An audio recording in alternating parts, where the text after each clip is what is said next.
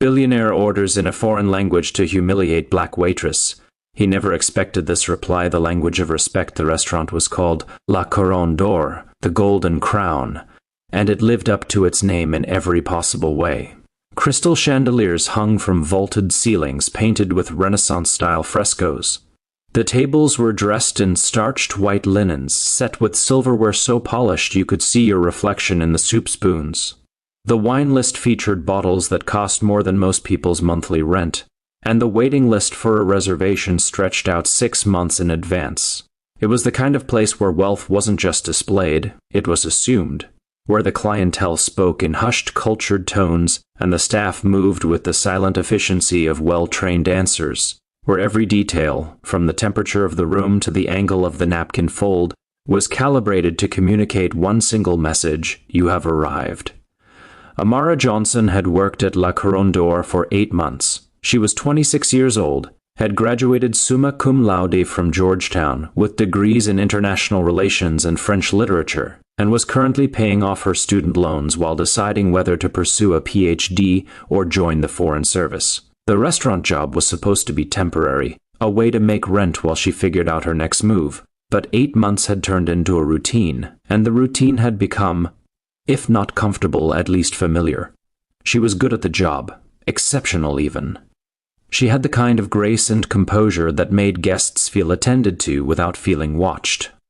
She could recommend wines with authority, describe dishes with enthusiasm, and navigate even the most difficult customers with a calm, unflappable professionalism that her manager praised constantly. But there were some customers even Amara found difficult. David Hartwell was a regular. He came in every other Friday, always at 7:30 p.m., always with a different companion, usually a woman who looked polished, expensively dressed, and vaguely uncomfortable.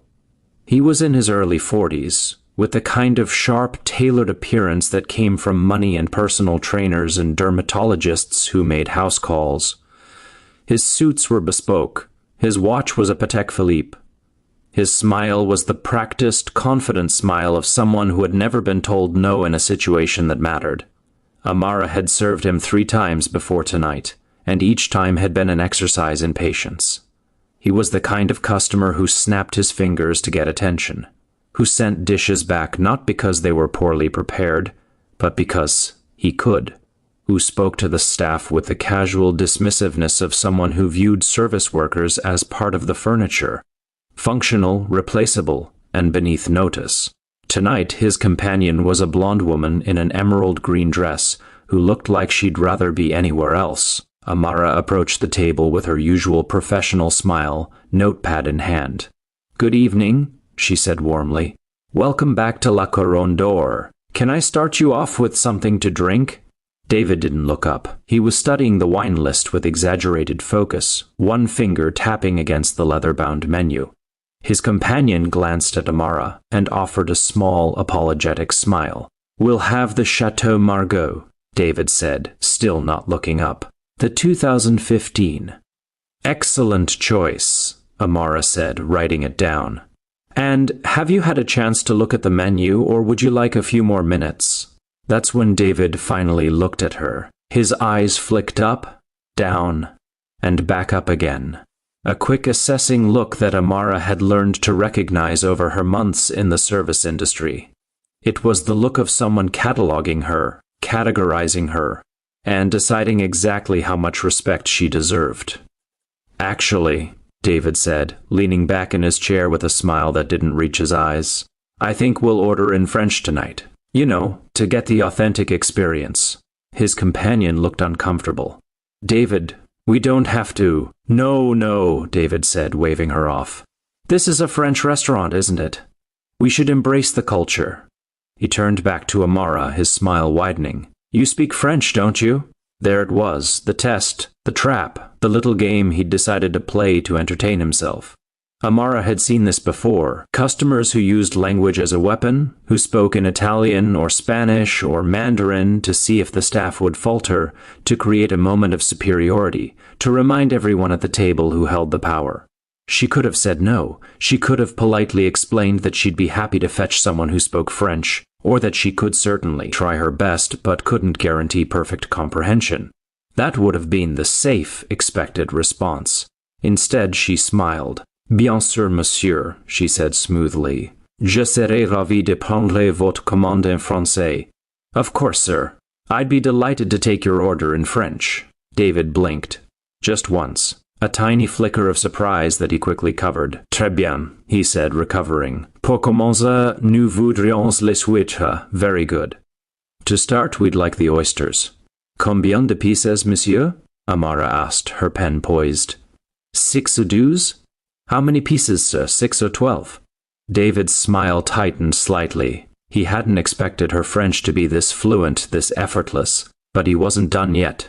12, he said. Et pour le plat principal, je prendrai le canard confit avec une réduction de vin rouge et de légumes de saison.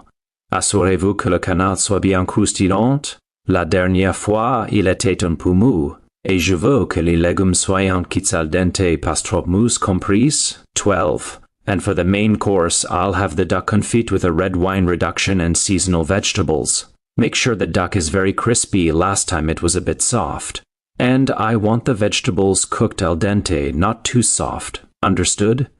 It was a long, complicated order, delivered quickly and with the kind of rapid-fire cadence designed to trip someone up.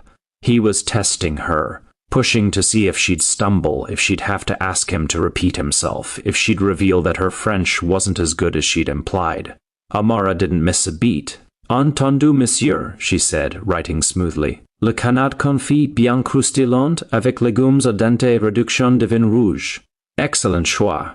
Et pour madame? Understood, sir. The duck confit, very crispy, with al dente vegetables and red wine reduction. Excellent choice. And for madame? The woman in the green dress looked at Amara with something that might have been relief, or admiration, or both.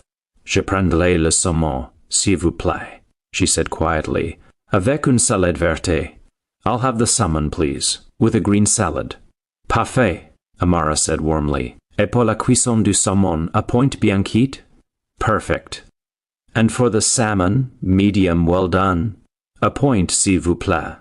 Medium, please, merveilleux. Je reviens tout de suite avec votre vin. Wonderful. I'll be right back with your wine. Amara turned and walked away, her posture perfect, her expression unchanged. Behind her, she could feel David's eyes on her back. Not with the casual dismissiveness of before, but with something sharper. Something that looked like surprise mixed with irritation. In the kitchen, Amara allowed herself one small smile. Her manager, Philippe, an actual Frenchman who had worked in Michelin-starred restaurants across Europe, was plating dishes at the pass. He glanced up when Amara approached. Table 12? He asked. Table 12, Amara confirmed, handing him the order slip. Duck confit, extra crispy, vegetables al dente. He's in one of his moods. Philippe glanced at the slip and raised an eyebrow. He ordered in French? He tried to. And? Amara shrugged. His accent is terrible. He pronounces croustillant like he's choking on a croissant. Philippe laughed, a short, sharp bark of amusement. How is your French so good? You are from Atlanta, Amara said, but I spent 2 years in Paris during undergrad, Sorbonne exchange program. Philippe nodded approvingly. He picked the wrong person to test. He did, Amara agreed. When she returned with the wine, David was waiting. She poured the Chateau Margaux with practiced precision, tilting the bottle just so, presenting the label for David's inspection before serving. He took a sip, swirled it dramatically, and nodded his approval as if he were doing her a favor. Acceptable, he said in English, switching back now that his performance was over.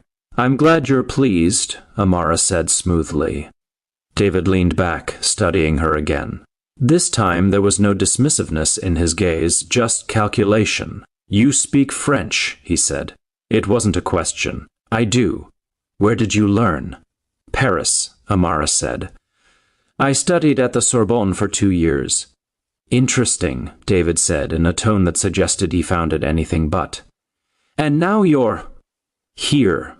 It was a statement designed to diminish, to remind her of her place, to suggest that whatever education or experience she had, It had somehow failed her if she'd ended up serving him wine. Amara smiled. She'd heard this before, too.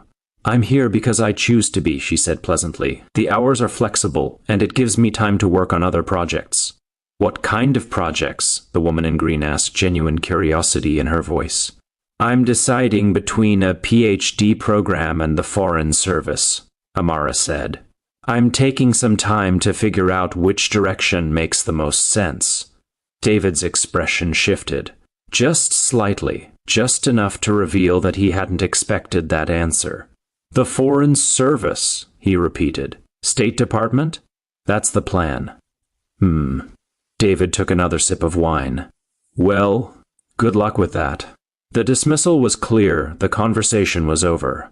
Amara nodded politely and moved on to her other tables. The rest of the evening proceeded normally. Amara served the oysters, the duck, the salmon. She refilled water glasses, cleared plates, suggested desserts. She moved through the dining room with the same calm professionalism she always brought to her work. But something had shifted at table 12.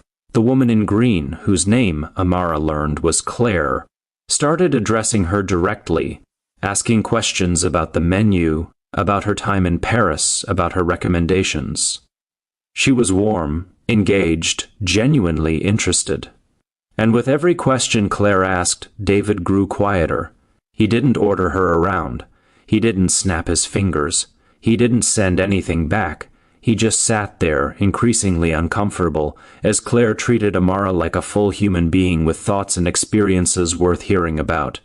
When dessert arrived, a delicate millefeuille with raspberry coulis, Claire looked at Amara with something like admiration. "Your French really is beautiful," she said. "I took 4 years in high school and I can barely order coffee." "It's all about immersion," Amara said. "Once you're living in it every day, it clicks. I'll bet." Claire paused, then added quietly, "I'm sorry if David was testing you earlier. That wasn't appropriate." Amara met her eyes. "I appreciate that," she said, "but I'm used to it." Claire looked like she wanted to say more, but David cut in. "We'll take the check," he said curtly. Amara brought the check in a leather folder, setting it gently beside David's plate. He pulled out a black credit card without looking at the total and handed it back to her. When she returned with the receipt, there was a moment of silence. David signed quickly, stood, and offered his arm to Claire. They moved toward the door, David already pulling out his phone, ready to move on to whatever came next. But Claire paused. She turned back, walked over to where Amara stood by the host stand, and pressed something into her hand. "Thank you," Claire said quietly, "for everything." Then she left. Amara looked down at her palm. It was a folded $50 bill, far more than the standard tip, with a note written on the restaurant's business card tucked inside. "You deserve better than this. Don't let people like him make you forget that." See, Amara smiled, slipped the note and the cash into her pocket, and returned to work. 3 weeks later, Amara received an email. It was from Claire, who had tracked down Amara's LinkedIn profile and reached out. The email was warm, conversational, and ended with an unexpected offer. "I work in international development at the World Bank. We're looking for someone with language skills and cultural competency to join our team as a program coordinator. The position would involve travel, policy work, and direct engagement with international partners. I thought of you immediately. If you're interested, I'd love to set up a call." Amara read the email 3 times. Then she called her mother, her best friend, and her advisor. She updated her resume. She prepared for the interview. And 6 weeks later, she walked into La Couronne d'Or for her final shift, gave her 2 weeks' notice, and started planning her next chapter. On her last night, Philippe made her a special meal.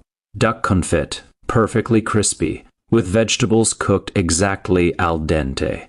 "Pour la meilleure serveuse que nous ayons jamais eue," he said, setting the plate in front of her with a flourish. "For the best server we've ever had." Amara laughed. "Merci, chef." As she sat in the empty dining room after closing, eating her meal and looking around at the crystal chandeliers and the white linens and the polished silverware, she thought about David, about his test, about the way he'd tried to humiliate her and ended up revealing more about himself than he ever intended. She thought about how small moments can have unexpected consequences, how a single act of casual cruelty can backfire in ways the perpetrator never sees coming, how treating people with respect, or failing to, creates ripples that spread far beyond the initial interaction. And she thought about the future, about the World Bank, about policy work and international travel and the chance to use her skills in ways that mattered. David Hartwell had tried to make her feel small that night, to remind her of her place, to use language as a weapon to establish his superiority.